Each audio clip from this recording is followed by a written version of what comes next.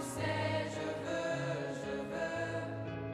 Mais moi, tu sais, je veux.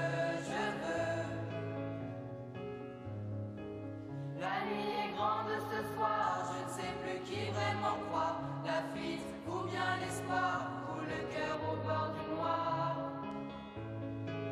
Mais moi, tu sais, je veux. Mais moi, tu sais, je veux. Je veux chanter fort et haut. Je veux regarder la terre dehors. Graver la vie dans ma peau et surtout. Je veux chanter fort et haut. Je veux regarder la terre dehors. Graver la vie dans ma peau et surtout.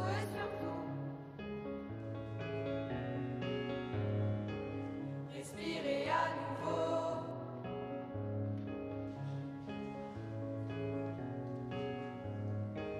Respirer à nouveau.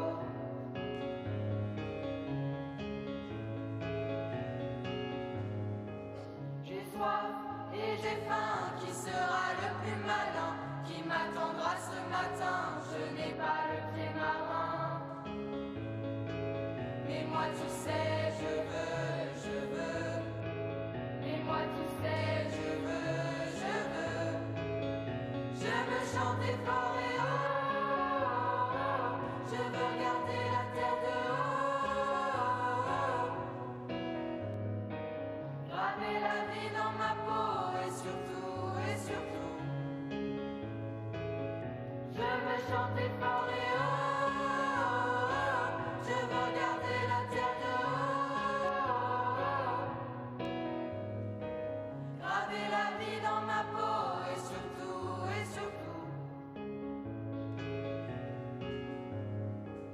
Respirer à nouveau.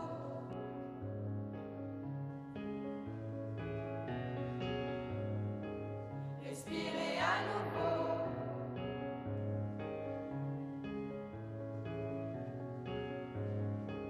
Regarde, on peut danser, regarde, les fleurs vont pousser. Écoute les enfants se relever, puis tomber, puis nous relever, puis nous relever. Alors ouvre les yeux, plus jeune ou moins vieux. Regarde, le ciel est bleu, il fait beau, on vaut mieux. Avec moi tu sais, tu peux.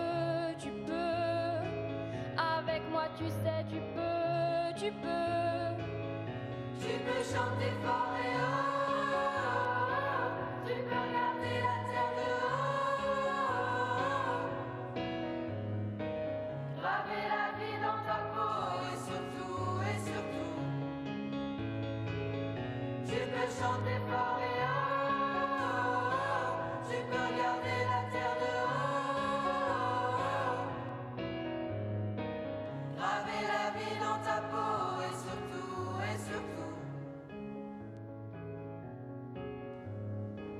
Respirer à nouveau.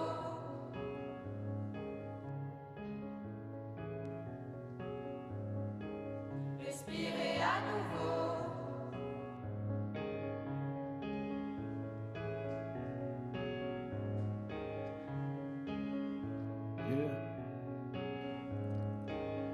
Mes souvenirs s'échappent mais je veux pas oublier. Comme un oiseau en cage, je rêve de liberté.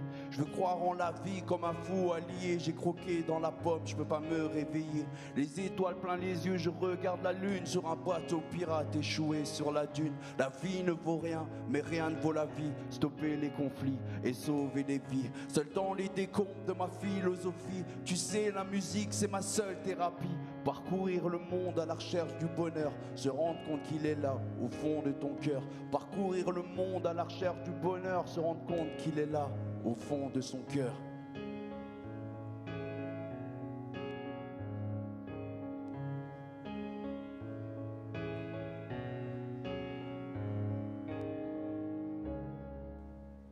Respirer à nouveau.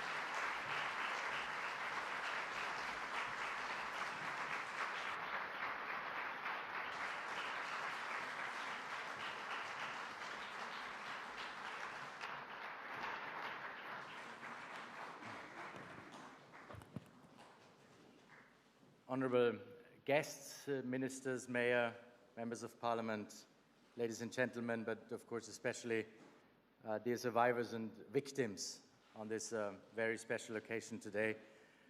First of all, thank you very much for that beautiful musical prelude, and thank you, of course, to everyone for being here with us today. Because today is a very special day. We remember all those who have suffered through terrorism everywhere in Europe.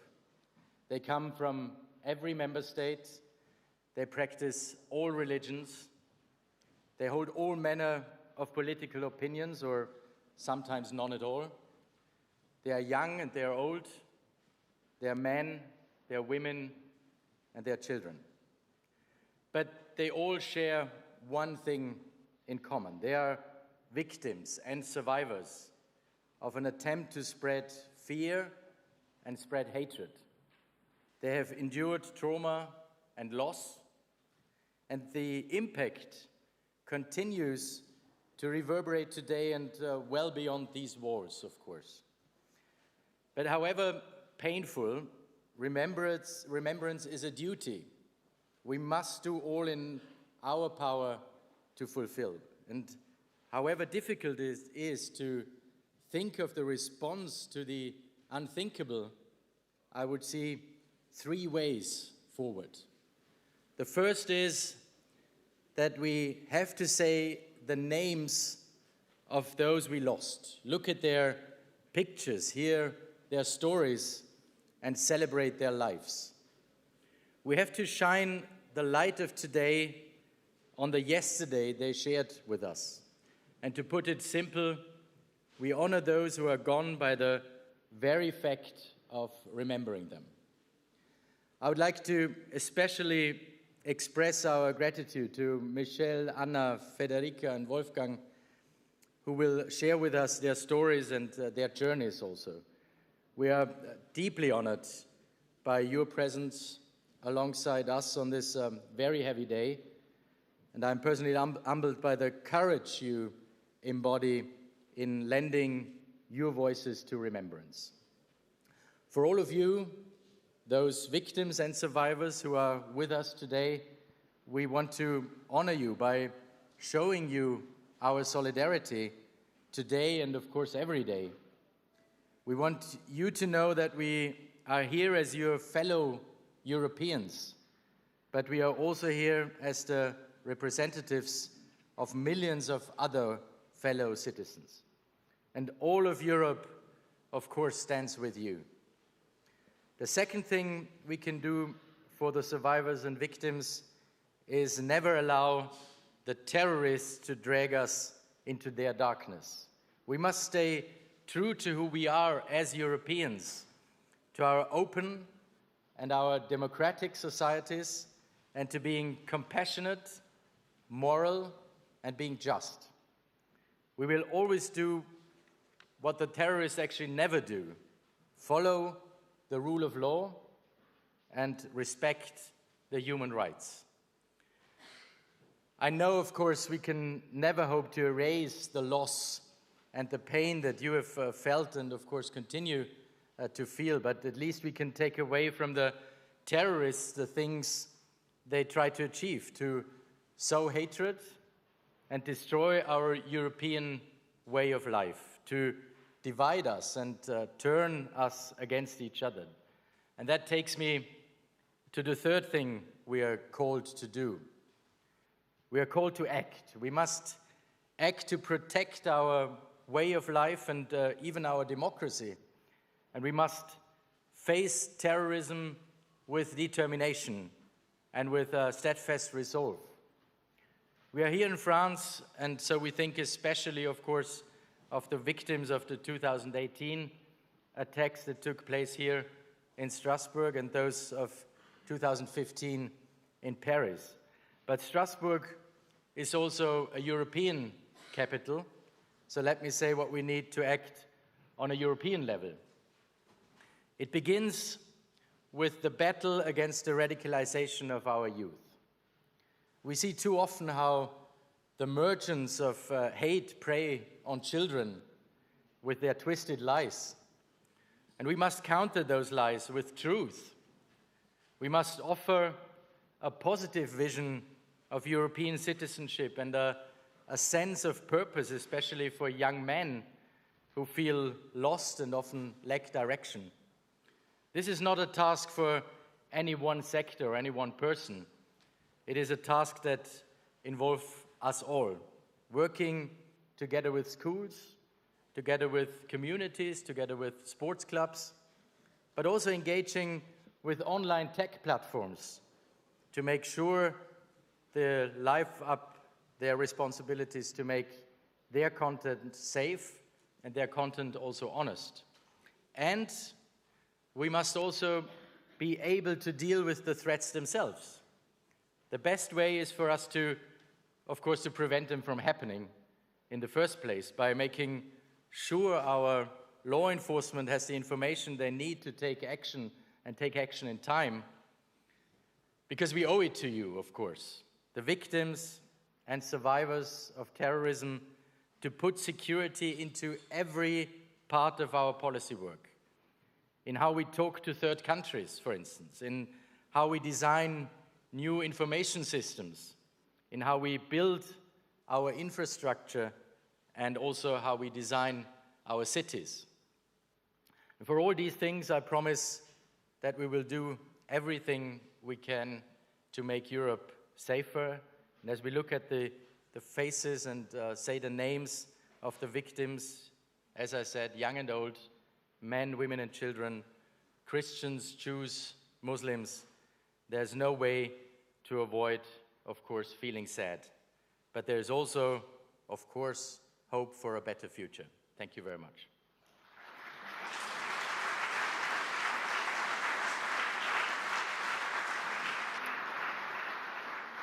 And now we will hear from the mayor of Strasbourg, Jean Bazillon, who is hosting us here today in Strasbourg, in this beautiful city, from Minister Adam Bodnar, Minister of Justice for Poland, who will speak on behalf of the EU Presidency of the Council.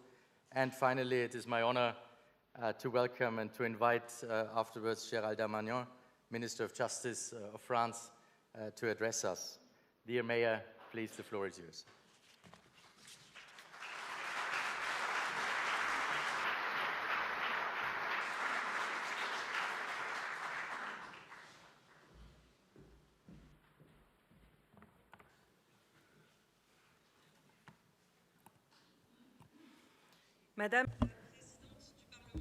Madam President of the European Parliament, ladies and gentlemen, European Commissioners, Mr. Minister of Justice of France, Mr. Minister of Justice of Poland, ladies and gentlemen, parliamentarians, elected representatives, representatives of civil and religious authorities, ladies and gentlemen. Allow me, first of all, to very warmly welcome the victims' associations of the Strasbourg attacks, Ava, des Larmes au Sourire, and let me also welcome all the victims present here.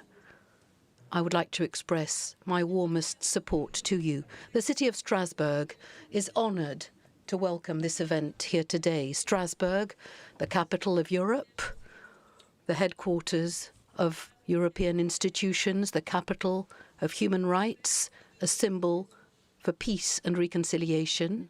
Strasbourg, a symbolic city which was struck in its very heart on the 8th of December 2018, through this blind violence, just like Mulhouse was struck last month, Magdeburg and Berlin in December, in the middle of the Christmas market, struck like so many other cities. Today, from all over Europe, we are gathered here to remember, to honor the memory of those who died, those whose lives changed overnight, and also to say firmly that we will do everything within our power for this hatred to stop. The responsibility, of course, falls upon states to do this, but every level of power is decisive. And I would like to say how important it is to work with different authorities at different levels, and to say how important it is to cooperate with European authorities. We welcomed the European Network on Victims' Rights a few years ago. We've also been working with the international network Strong Cities that Strasbourg is part of. When a city is struck by an attack, life simply stops, and all the inhabitants together are struck by fear, sadness, the feeling of injustice, of impotence as a response to horror and pain. Very often, a huge wave of solidarity emerges like a shield. This is what happened here in Strasbourg too. When a city is struck by terrorism, then yes, spontaneously it will respond to violence with unity. This unity is our most precious asset. It helps us to heal. It helps us to prevent.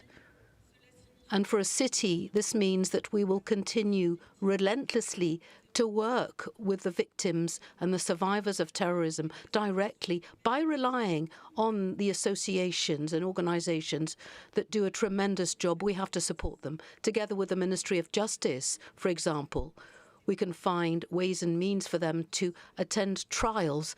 That is a very important step for them.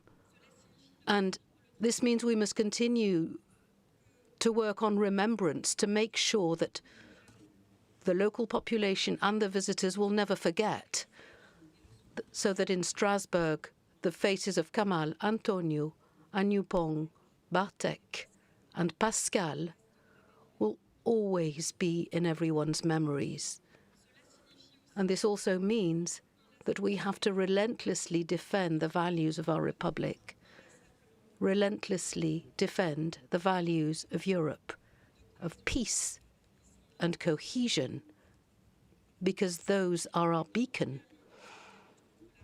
Cities are in the first line in the fight against radicalization, over and beyond security issues, of course, which are fundamental. Through our public policies on the ground, we can work with all the stakeholders at local level, together with the inhabitants, for social cohesion, togetherness, for access to information, the fight against all forms of discrimination and injustice, which breed violence. We can and we must fight against everything that divides us, and nothing here can be too small.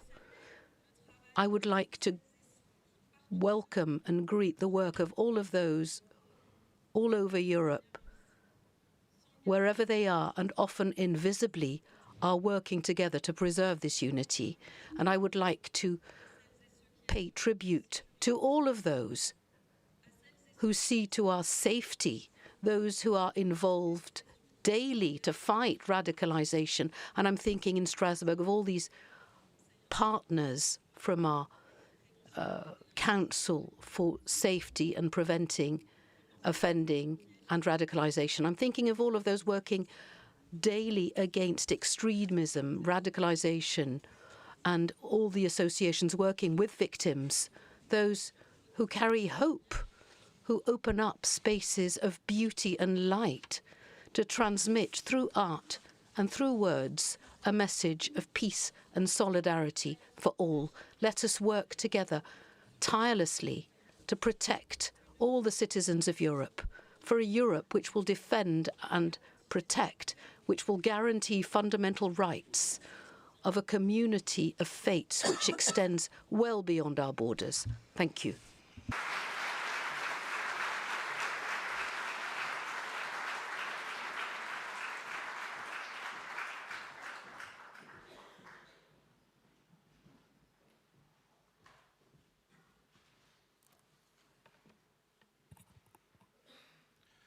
Honorable guests, Commissioner Brunner, Minister Damanin, Madam Mayor, members of the European Parliament, distinguished guests, and most importantly, dear survivors and families of, and members of families of victims. I am deeply honored to stand with you today to commemorate the victims of terrorism on behalf of the Council of the European Union as the Minister of Justice of Poland, which is holding right now the presidency in the European Union. Poland is a country whose history is marked by long periods of insufferable oppression, a country whose people carry a memory of acts of violence and killing that has destroyed families, ethnic or religious groups, and at one point an entire generation.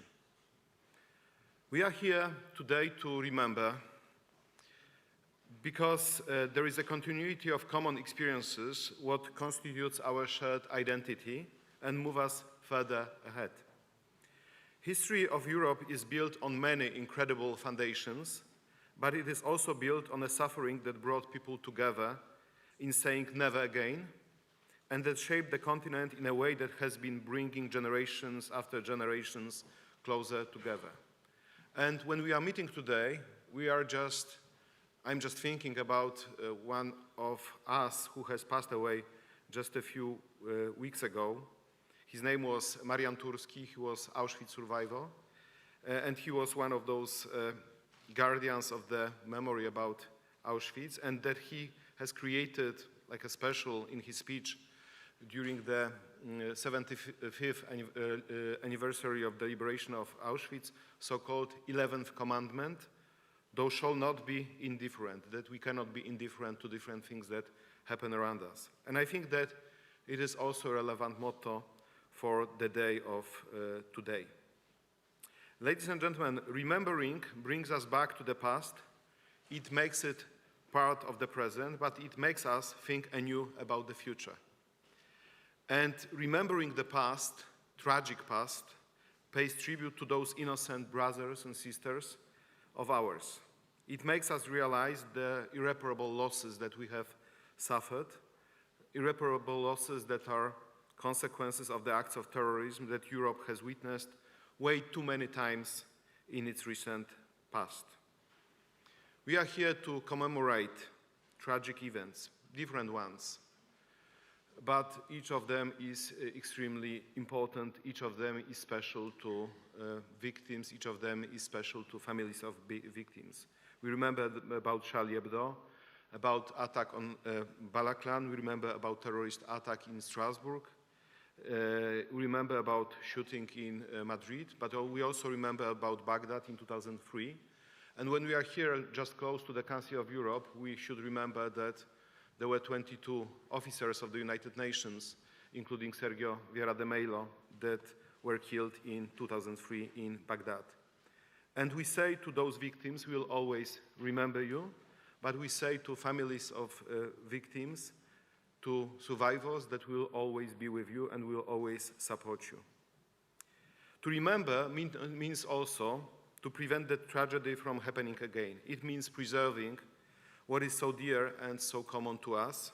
It means naming these values over and over again. Because values are not granted. They are at risk of being beaten, of being taken from us every day. Today, we face enormous threats to our values, and those threats are both abstract, but they are also very specific, very concrete, and we need to defeat those threats. Please note that in Europe, in Ukraine, just a few hours' drive from my country, civilians, innocent people, women and children are massacred, and there is no words to describe how we feel about it, but I can say just one thing, that will not stop until everybody who has committed such acts is held accountable. And in fighting against those brutal acts and war crimes, we also ask ourselves continuously a question: how to make Europe safer, more secure, stronger in a way that does not deprive it of freedoms and rights it has shaped over centuries. So this continuous fight for finding a proper balance between security and rights is one of our major tasks, because we have to fight for building a place of a dream which is Europe for many, like me, like people in my country, like people in France. I would like to thank from the bottom of my heart all of you who have dedicated your lives to preserving a Europe being safe from hatred, oppression, terrorism. I would like sincerely thank French authorities, our hosts, for leading Europe in its efforts in combating terrorism and ensuring it has no place in Europe. Let me leave you with a short passage from the poem by Polish writer Czesław Miłosz, Nobel Prize laureate, Campo di Fiori. This poem has been written in Warsaw in 1943 during the Warsaw Ghetto Uprising. I quote, "Someone will read as moral that the people of Rome or Warsaw haggle, laugh, make laugh as they pass by the martyrs' pyres. Someone else will read of the passing of things human, of the oblivion born before the flames have died. But that day I thought only of the loneliness of the dying, of how, when Giordano climbed to his burning, he could not find in any human tongue words for mankind, mankind who live on." Thank you.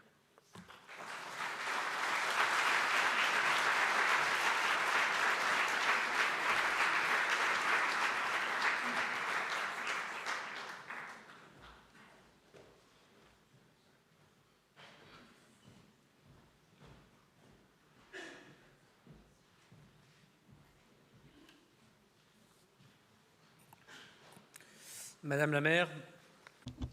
Madam Mayor, parliamentarians, European Commissioner, Minister, ladies and gentlemen from the associations, ladies and gentlemen, those who are close to victims. Today, we are meeting in the silence of remembrance.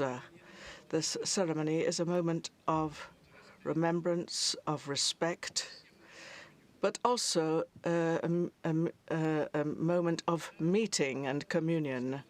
On the 11th of March in France, as in other countries, we recall the unthinkable, which is blind violence, which destroys innocent lives, destroys families, and makes its mark forever on our society. This European and National Day of Remembrance is a message of unity in the face of threats, a message of solidarity for those who have been affected, and a message of fidelity to those who have disappeared. As Albert Camus wrote in La Peste, there are more things to admire in mankind than there are to despise. This morning, when we are collecting ourselves in remembrance, we must think of those which barbarism wished to destroy. And those as well we must think of who are strong enough to stand up and to continue and to survive. To think of the words we've heard today is hope.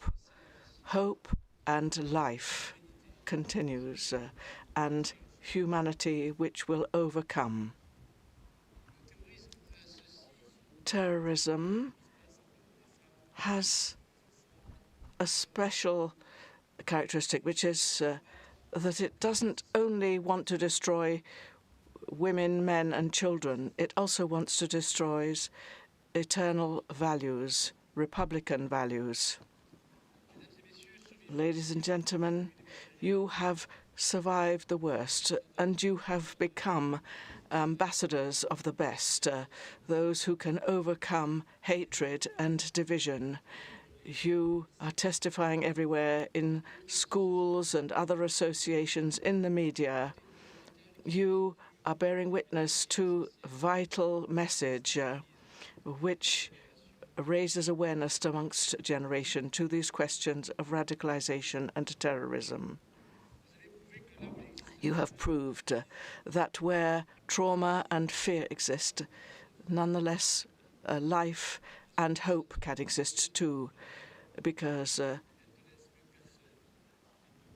people have died in terrorist attacks, but you have survived and are bearing witness to the future. In Paris and Brussels, there have been trials where justice and peace have given response to terrorism. And they will also provide an opportunity to put words on these attacks, to build the future of society, to see that justice does exist and it also acts. To bring to trial acts of terrorism is a subject of civilization, and the protagonists have done their best to accompany the victims in these very painful moments. In France, there have been specially organized rooms to deal with these events.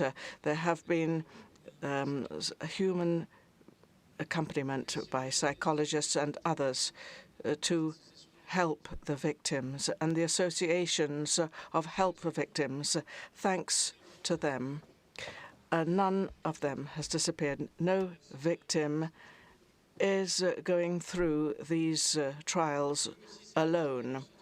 So I'd also like to talk about our National Centre for Resilience. Thanks to this association,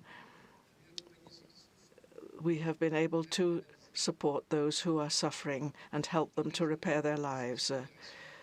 Their commitment causes great admiration amongst us, and we would like to give them our support. Here in Strasbourg, our mayor of Strasbourg, a city which symbolizes European unity, has also been a victim. So we see that there have been victims of different nationalities.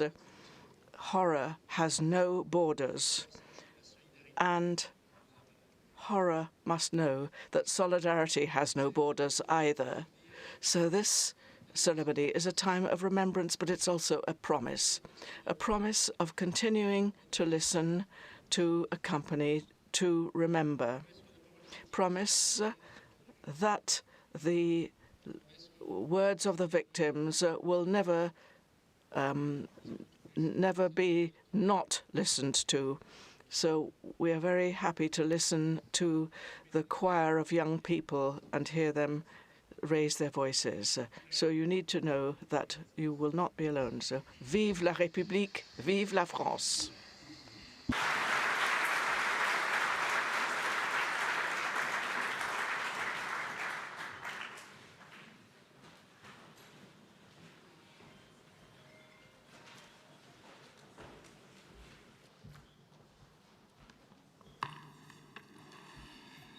Bonjour. Good morning.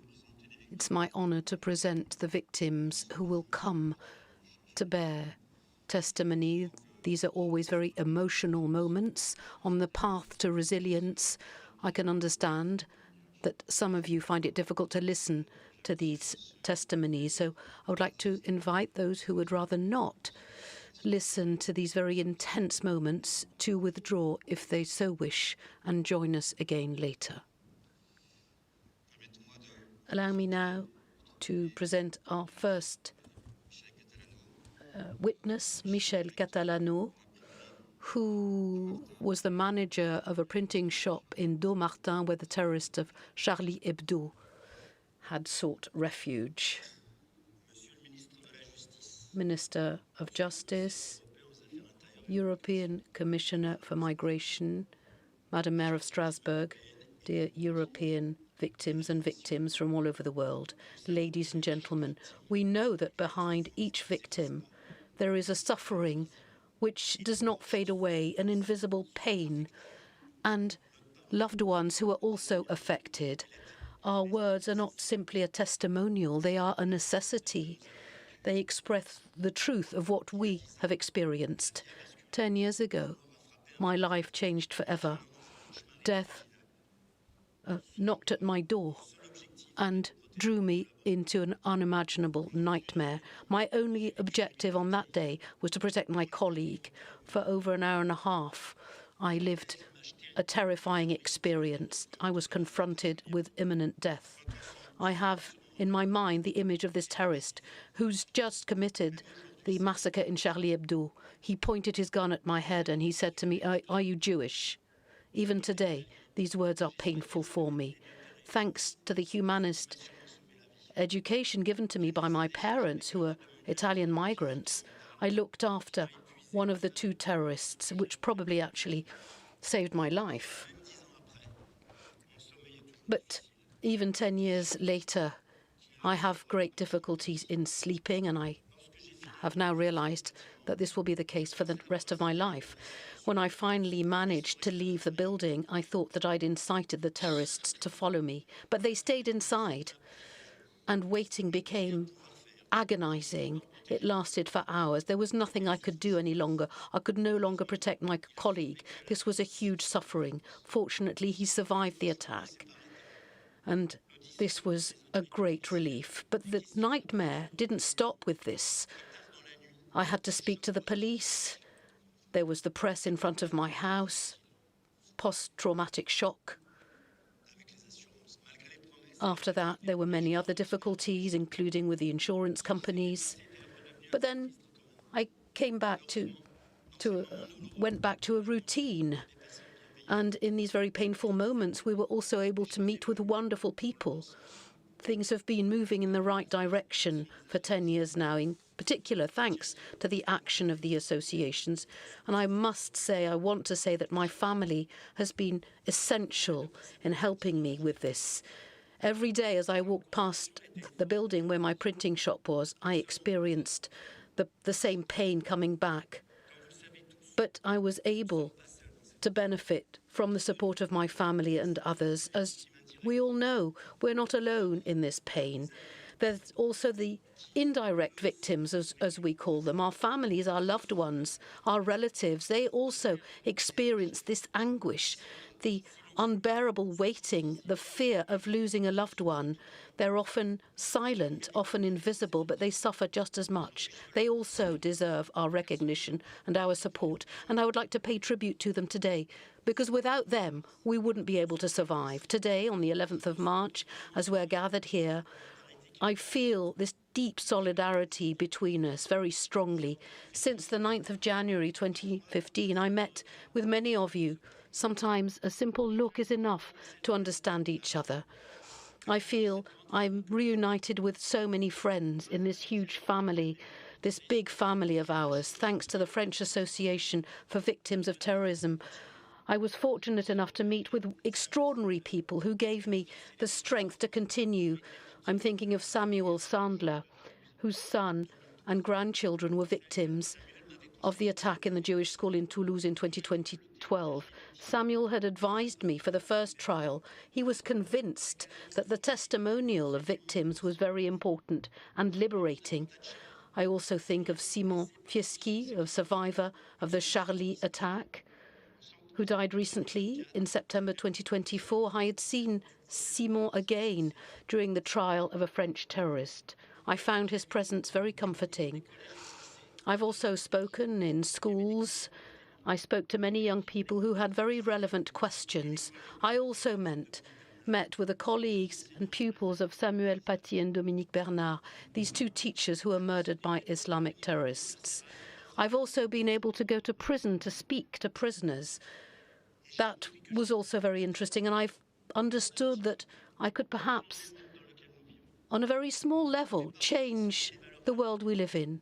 A tiny bit. My parents taught me the values of love, sharing and honesty. They were very keen for our host country, France, to be proud of me. I have strong Italian roots, and I also have my love for France. I have planted a tree for my parents in the premises of my new company. And like all of us here, I'm not simply a victim of terrorism. I'm not only that. I'm also the president of a sports field hockey association. I belong to another association for the protection of heritage. And all of these activities connect me with the world of the living, writing, drawing, bearing witness. And I would also like to say how important my wife has been in all of this. She has been with me every step of the way, all through these difficult days and nights. Associations are not turned towards the past, but towards the future. Speaking out makes it possible to remember that behind every tragedy, there are lives, there are families marked forever, and this also enables us to transmit a message of hope, that of resilience, solidarity and remembrance. Thank you to all of you for being here. We're not alone. Together, we are moving forward.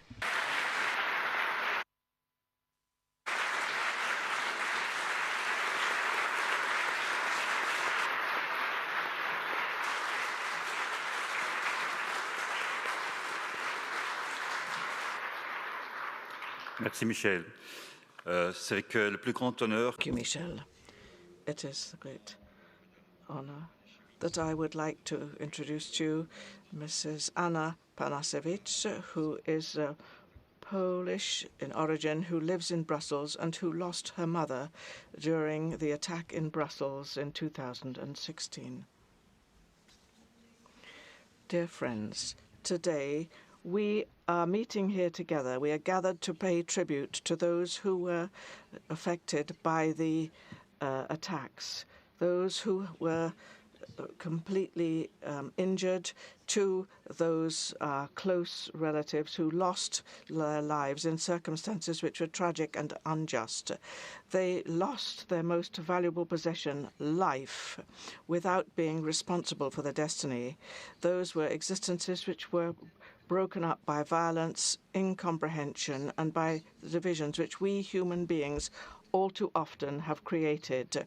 The attacks which deprived us of our nearest and dearest are not only an individual or family tragedy, they are a wound for all of us, for our societies, for humanity as a whole.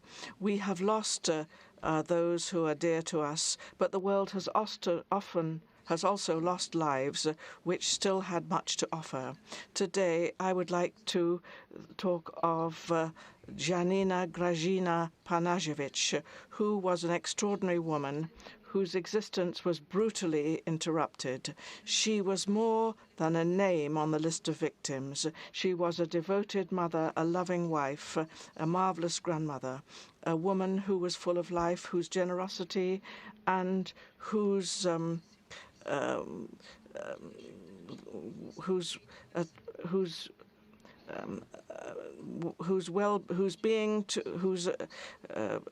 in concern for others was much more important than her own. It was immense. She put happiness and the well-being of others much before her own, which was a rare and precious quality and which made her so special. She left her native Poland in the 90s during a period of very difficult transition. After the fall of the communist regimes, deep in economic and social changes took place, and the closing of many factories led many people to find work elsewhere, to leave their roots, to leave those whom they loved, to have a better future. And amongst those exiled, Janina was one of them. She did not leave Poland joyfully, but out of necessity, out of love for her family, to be able to offer them a better future. At the beginning, when she came to Belgium, she just came for a few months, thinking that she might find some temporary work, just enough to be able to meet the needs of her children and her husband. But these few months became years and Brussels became a second home to her. And she told us that nothing was impossible, that obstacles can be overcome, that love and perseverance can overcome everything. I remember the day of the attack as if it were yesterday, because it is a pain which does not grow less. That particular day, I heard talk of an attack in the underground, and I immediately thought of my mother because I knew that was the line she took to go working. So she was going to work just before coming to Poland to spend the holidays with us. I remember that day forever. But what has happened has, in fact, was terrified nights trying to find her, news of her in hospitals. and then the confirmation that she was indeed one of the victims. This was a nightmare from which we will probably never awake. So we were supported by people who were very kind and generous. Unknown people, friends, but also representatives of all kinds of associations. And thanks to them, the body of my mother was able to be brought back to Poland to be buried amongst her family. Meetings such as those of today remind us that we are not alone in our pain, that we are a community of remembrance. And they also remind us that despite injustice and suffering, we are united and we are fighting for a better world. Freedom is a universal aspiration, an ideal which we all share. But it is our duty never to forget that freedom also bears immense responsibility, that is, to build tragedies no longer occur. Each of us have our own definition of freedom, but you cannot have freedom without respect, without rules which do not enable us to work together in peace. The meeting of today proves that despite our differences, our different origins, our different beliefs, we share the same essential beliefs, which is to have a better world to pass on to our children. Thank you all for gathering here today. Thank you for bringing to life the memory of those whom we have lost. We would like to have a world which shows greater solidarity and greater justice too.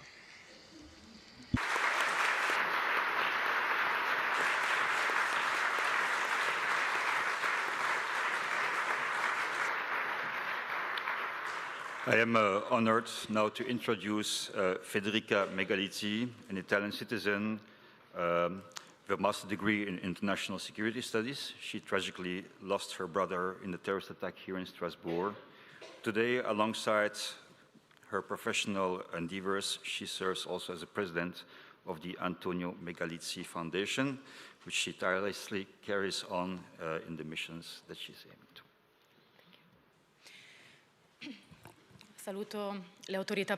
I would like to thank the authorities present in this room, all of those who have hosted today's meeting for this very important ceremony of remembrance. It's very emotional morning. It's being held in Strasbourg, such a beautiful city. But I find it hard to look at it without eyes that are rather sad, because it is if we look at the city which is in the heart of Europe, we're also looking together with the European leaders trying to make the world a better place to live, because the nightmare of what we of the victims have been through is true. We have got Pascal, Batek, and Antonio. Antonio was my brother. And so he was there when I was born. He was good, brilliant, generous, and very funny. He was a journalist. He was a great communicator. So he believed in great importance of citizens, and he provided reliable information on what was going on in the life of citizens, and also in the European Union. And he was, in fact, in the process of undertaking more training to become more conversant with the affairs of Europe. So Antonio said that he was telling the story and the narrative of our past history, because so he was also very important. Since 2015, he was working together with the European Union to try to provide greater transparency and information about the European process. So he was a European citizen, a European journalist, and he dedicated many articles to events in the European Union. So he came to Strasbourg, and he was in Strasbourg at the time of the 11th of December 2018. And when he came here, so when I think of what happened to him, I am completely overtaken by hatred and the contempt for what happened to him. We will never lose the pain of his disappearance, and this has been more than 6 years since he disappeared, but nonetheless the pain is still there. I would like to recall him. I would like to say what he wanted to say. I would also like to think of what he has left behind, but it is something that has happened. After the tragedy of his death, we had to do something. We wanted to hear the voice of Antonio after that. So with the support of family and friends from the circle of journalists as well, we set up a foundation, Antonio Megalizzi Foundation. So this is something to remember my brother and to provide training and information, particularly with regard to the European Union.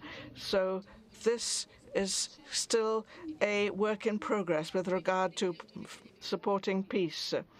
And the values are ones which we have got to make part of ourselves.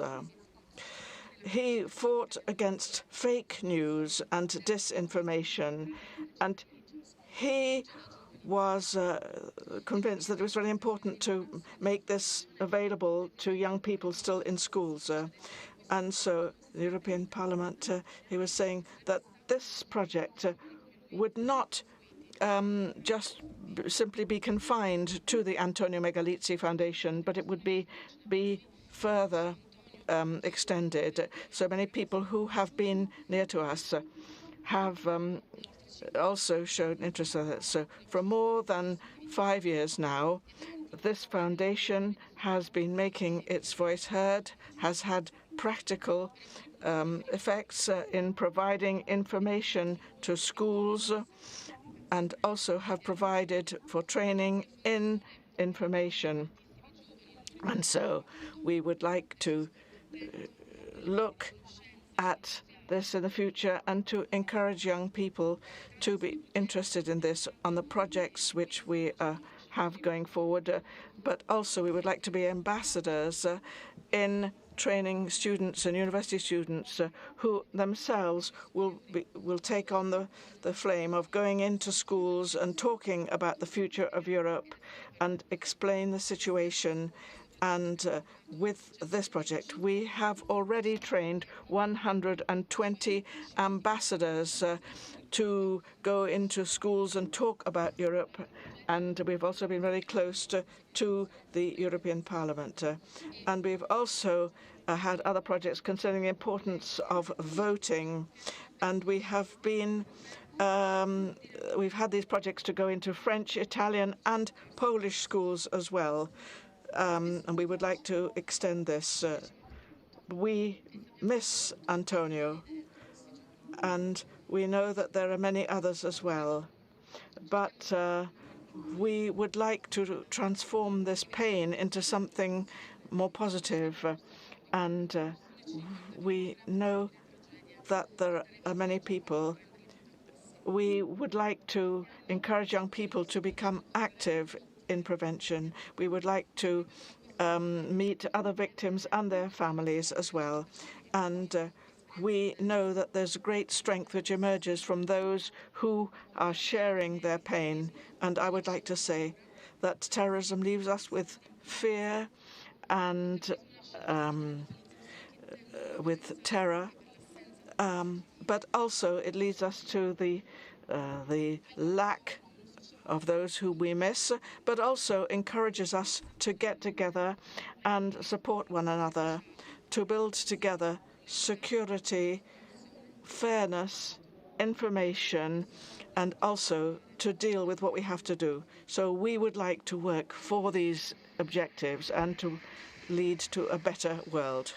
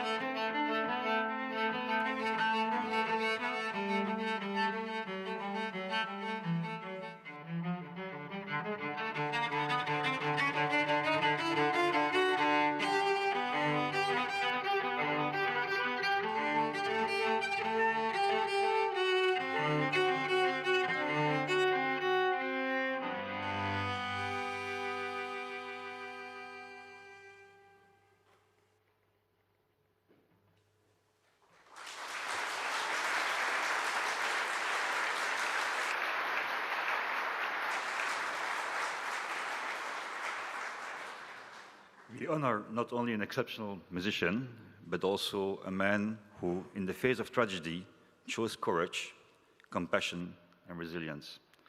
Wolfgang Panover is known worldwide for his artistry as a cellist, performing on prestigious stages across Europe, Asia, and USA.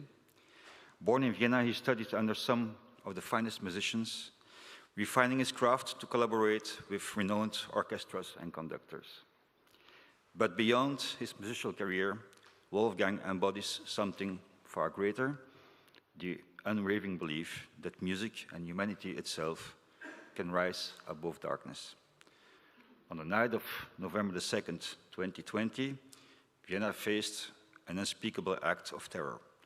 As gunfire echoed through the city, lives were stolen, Families were shattered, and an entire community was left in shock.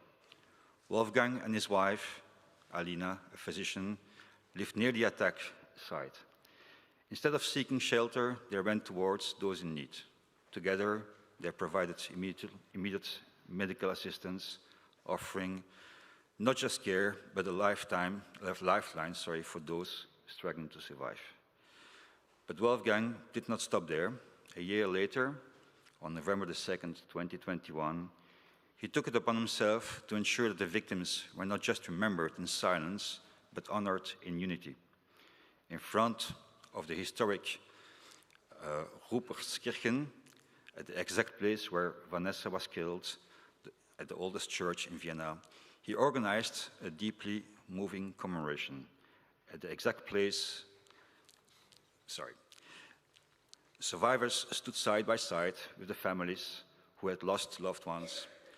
Words were spoken, not of revenge, but of resilience. There were tears, there were embraces, but above all, there was a message: hate will not define us. Wolfgang's initiative transformed a moment of mourning into a symbol of hope.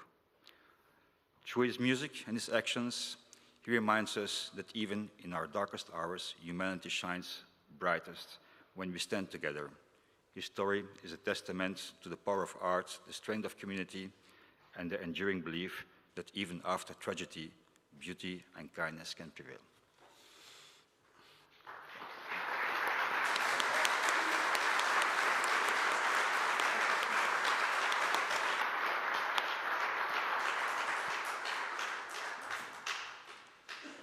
Liebe Freunde, liebe Familie. Survivors, dear friends, we will not be overcome. We are standing together as democratic users. So we are standing together. A weapon against terrorism and suffering is a cello and a bow. Sometimes music is stronger than words.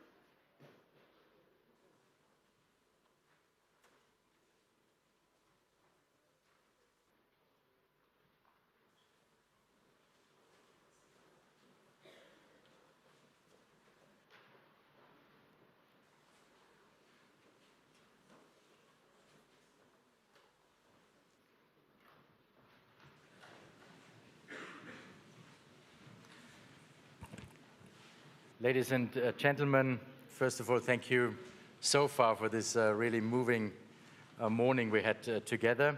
And before introducing a central moment of this ceremony, I would like to warmly welcome the President of the French Republic, Emmanuel Macron, and the President of the European Parliament, Roberta Metsola, who are honoring us with their presence today. A warm welcome to both of you.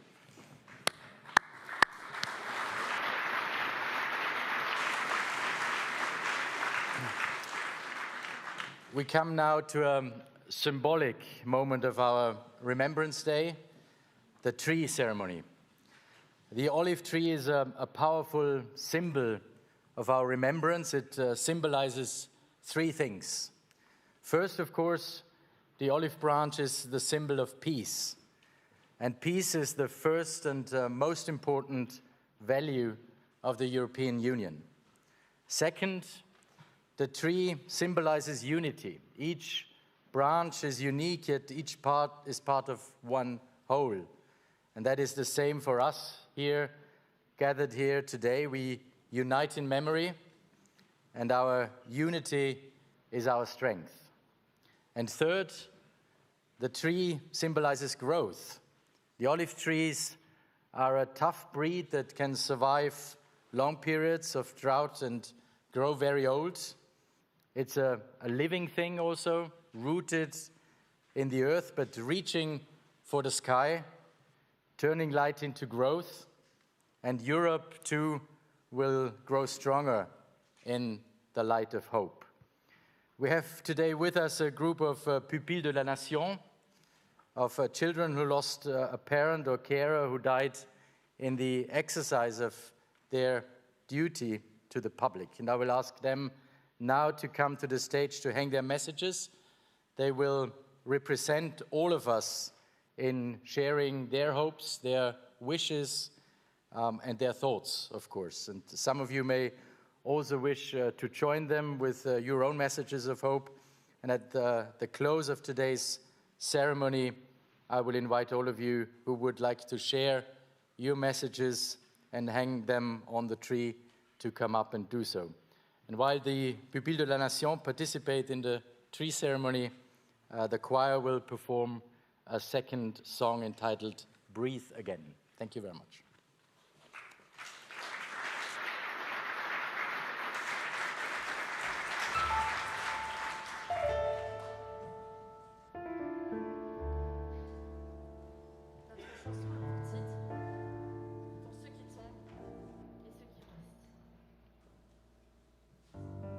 Nous l'avons créé en pensant à tous ceux qui meurent à travers le monde, sous les balles de la haine, de la barbarie, de l'ignorance.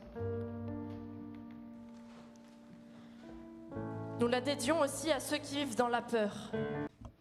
This song is for all of those who live in fear, in tears, and in the absence of a loved one. We also devote this song to those who dare to hope in a better world, those who dream, those who love, those who extend their hand rather than their fist. We dedicate this song to those who are fighting for peace, resisting the easy temptation of rejecting others. We dedicate it to those who are wounded, to the families and the friends of the victims of the attacks here and everywhere. We simply want to share with you these few words to say that we do not forget them. We do not forget you.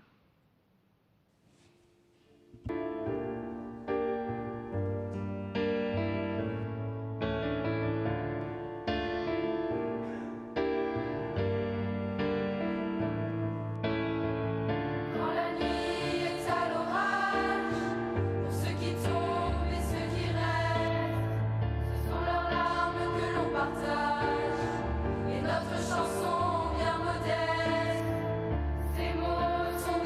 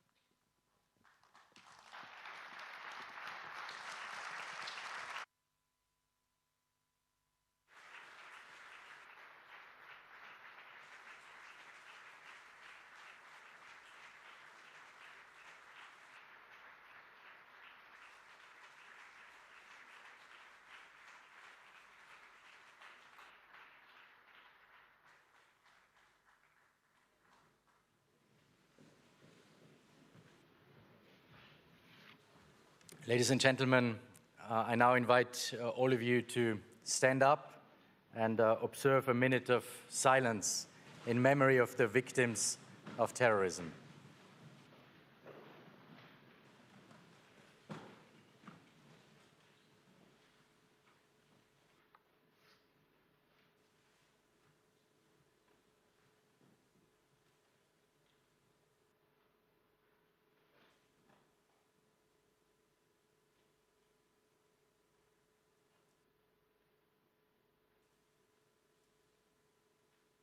Thank you very much. Ladies and gentlemen, we will now hear closing remarks from President Metsola and President Macron. Dear President Metsola, dear Roberta, may I invite you to take the floor.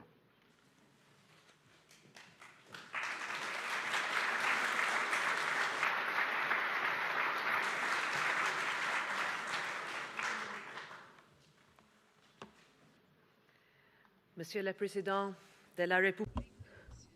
Mr. President of the Republic, Commissioner, Minister, Madam Mayor of Strasbourg, ladies and gentlemen parliamentarians, ladies and gentlemen victims of attacks and relatives.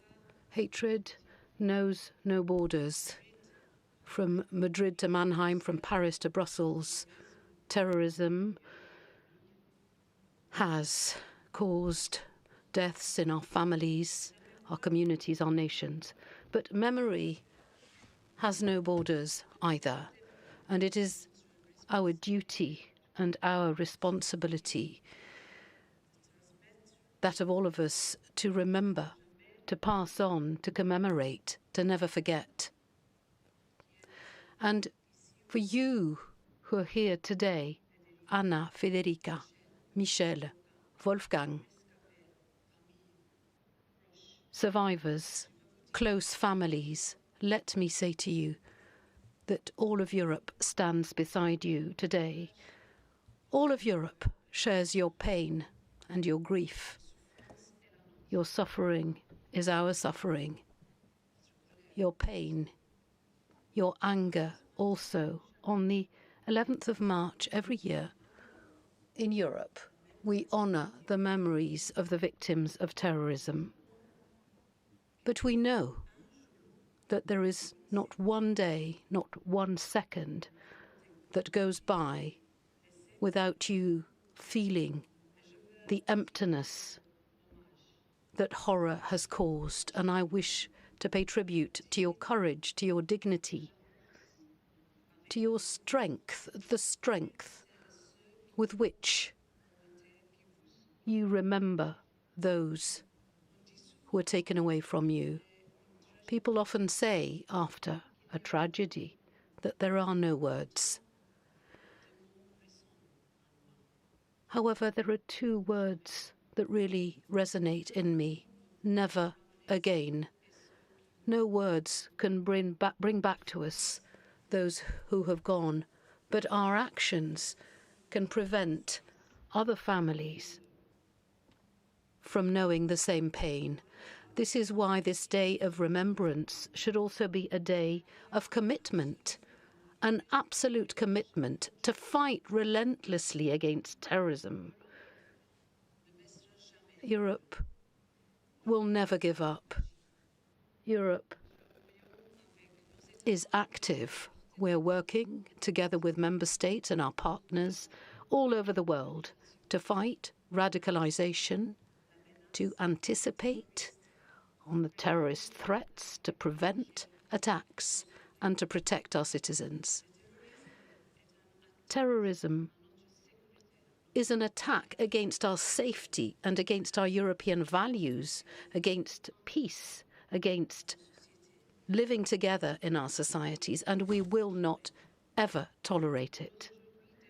So today, before you, let me say this forcefully: never again must not be an empty promise. Never again is an oath. It's a responsibility. It's a duty. And Europe will rise up to this challenge. Thank you.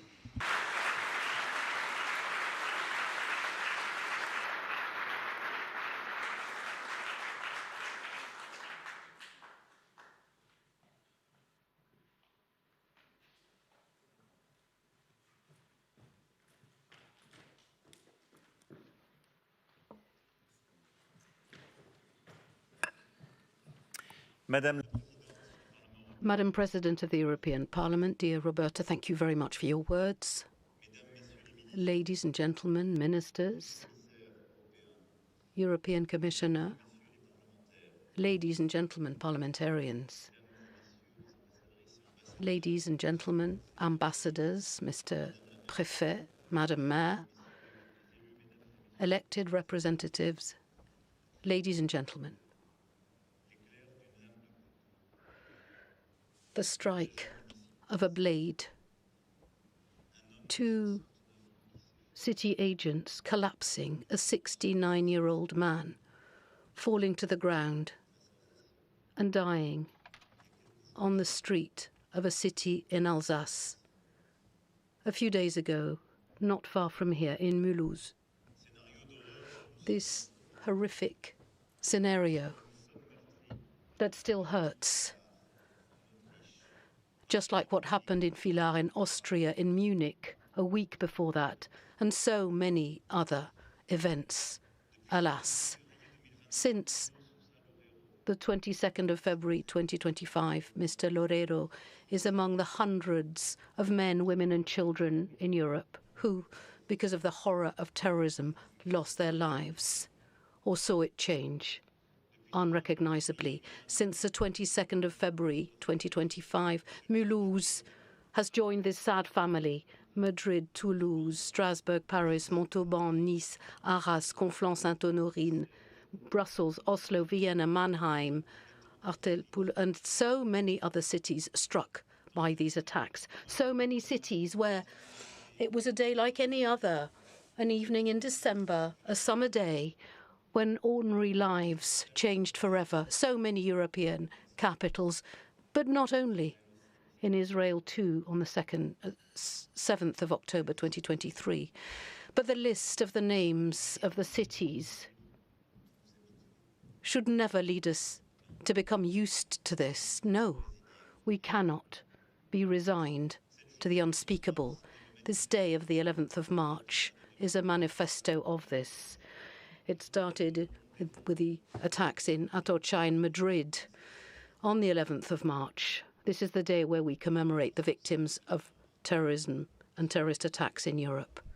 Because remembrance is what makes us different from barbarity. Islamic terrorism has tried to deny what we are. When individuals try to justify unspeakable crimes through religion or other ideologies, we will not forget. We will not forget how a meeting at Charlie Hebdo on a January morning turned into a scene of massacre.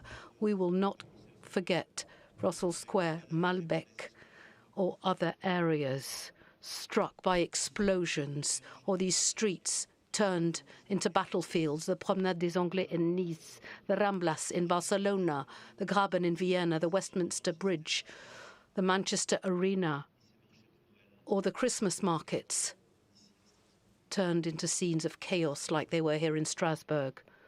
The restaurants blown up, Le Carillon, Le Petit Cambodge. And we will not forget the teachers, Samuel Paty or Dominique Bernard, who never went home. These musicians who will never finish the piece they had started playing. The goodbyes on the phone, the tears, the blood, and behind the bombs, the bullets and the blades. Hatred, always, the hatred for our culture, for knowledge, for our model of democracy. But there's one thing they haven't understood. The more they hate us, the more they help us to grow. The more they make us brave. Yes, courage.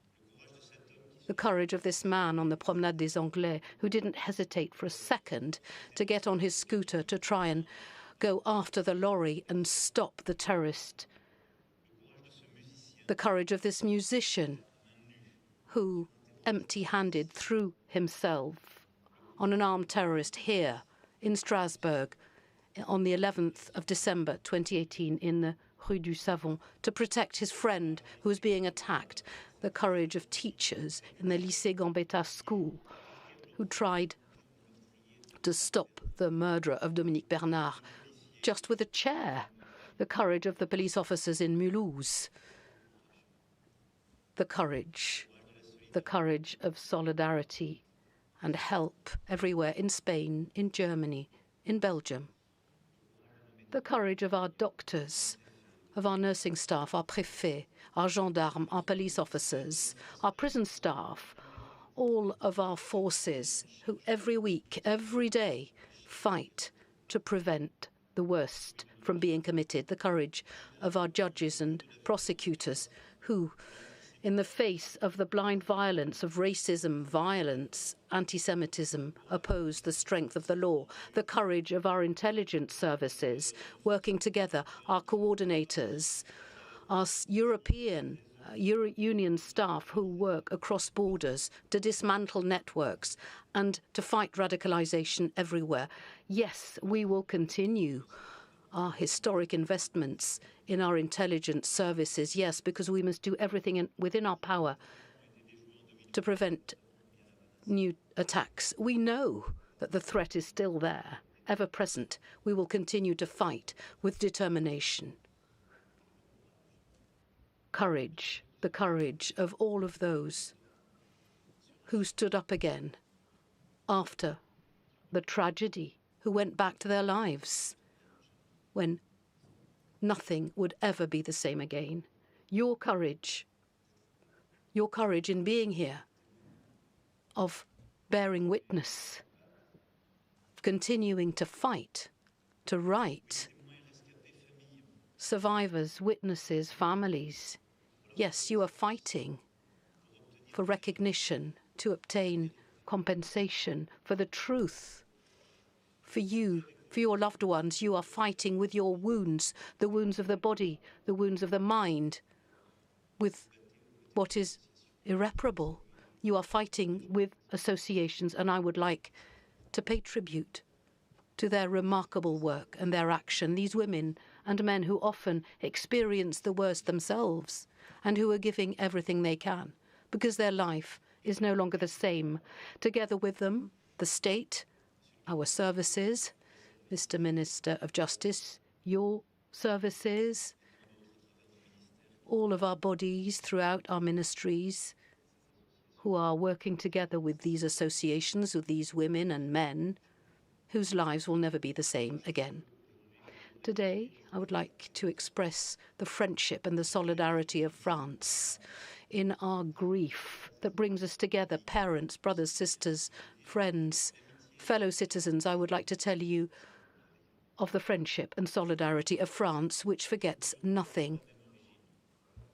Those we grieve didn't have the same origin, the same story, the same dreams.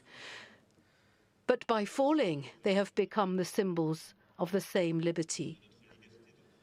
Our freedom of believing or not believing, learning, doubting, criticizing, drawing caricatures, our freedom of thought, our freedom of writing, inventing, living. Yes, everything that makes our homeland and our Europe. And this is why we are together on this day, to say that we do not forget them, that we will forget nothing, not one name, not one face, and that together with their family, with their loved ones, with those who have those wounds, we are here. We are standing as the choir has sung. Thank you for being here together on this day, together with us, and forgetting nothing. nothing. Vive la République. Vive la France.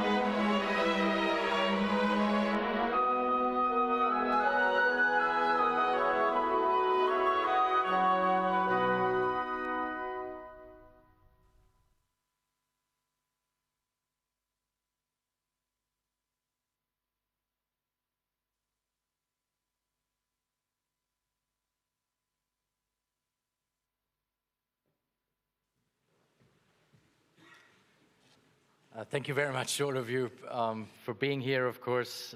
Thank you for these moving remarks also, Madame la Présidente, Monsieur le Président. And thank you, of course, to all the victims for your courage and strength also in sharing your testimony with us today, this morning. Thank you all for joining us in remembering and also honoring the victims of terrorism in this beautiful ceremony we just had this morning. Thank you very much. The presidents will now take a moment to greet with the victims. For those who wish to hang their message at the tree, at the olive tree, you are now, of course, warmly welcome to do so, and I invite all of you for the reception afterwards throughout the hall. Thank you very much for coming.